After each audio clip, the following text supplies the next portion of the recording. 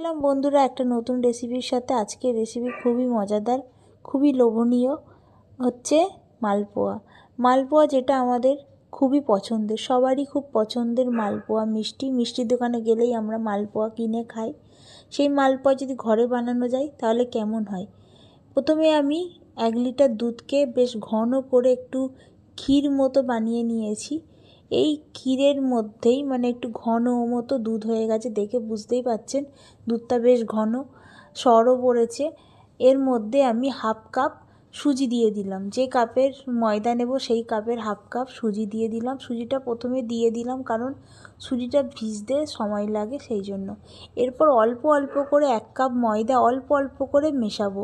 একেবারে একসঙ্গে অনেক ময়দাটা সব মিশিয়ে দিলে গুলতে পারা যাবে না, ভালো করে মেশানো যাবে না। এই জন্য অল্প অল্প করে ময়দা দিয়ে মেশাতে হবে একটা হাতার সাহায্যে, বা হাতের সাহায্যেও আপনারা করতে পারেন। আমি একটা ছোট একটা ডাবু হাতার সাহায্যে মেশাচ্ছি। অল্প অল্প করে ময়দাটা পুরোটাই দিয়ে দিলাম। 1 কাপ ময়দাটা ভালো করে মিশিয়ে নিচ্ছি। এইভাবে হাতাটার সাহায্যেই কিন্তু আমি ফাটিয়ে নিচ্ছি। এরপর এর মধ্যে সামান্য পরিমাণে লবণ দেব, কারণ মিষ্টি জিনিসে একটু লবণ দিলে স্বাদটা আরও খোলে। এরপর আমি এর মধ্যে মৌরি দিয়ে দিলাম। মৌরিটা দিলে টেস্ট ভালো হয়। মালপোয়াতে তো মৌরি দেয়, জানেন সবাই। তারপর অল্প অল্প করে জল দেব। জল যেরকম প্রয়োজন সেইভাবেই দিতে হবে। এরপর খাবার সোডা অল্প দিয়ে দিলাম, একেবারে 1 টিস্পুন মতো, ছোট্ট 1/2 টিস্পুন খাবার সোডা দিলাম, একেবারে সামান্য। এরপর ভালো করে মিশ্রণটা রেডি করে নিতে হবে। এইভাবে খুব পাতলাও হবে না, খুব মোটাও হবে না, এই পরিমাণে জিনিসটাকে তৈরি করতে হবে। আর কড়া গরম হয়ে গেছে, সাদা তেলও দিয়ে দিয়েছি। আঁচটাকে কমিয়ে দিয়েছি, আঁচটাকে বাড়ানো যাবে না। এইভাবে ডাবু হাতার সাহায্যে গোল গোল করে আমি একটা একটা করেই ভাজবো। একসঙ্গে আমি 2-3টে করে ভাজছি না, অল্প অল্প করেই ভাজছি। এই মালপোয়া কিন্তু ফুলে উঠবে না।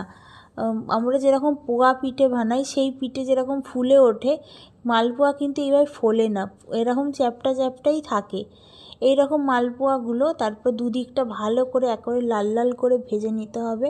লাল করেই ভাজতে হবে, যেন সাদা না হয়। লাল করে ভাজলে বেশ একটু ভালো করে কিন্তু ভাজতে হবে, কম আঁচে অনেকক্ষণ সময় নিয়ে একটা একটা করে ভাজবেন। এরকম চ্যাপ্টা চ্যাপ্টা মালপোয়া কিন্তু এই রকমই হয়।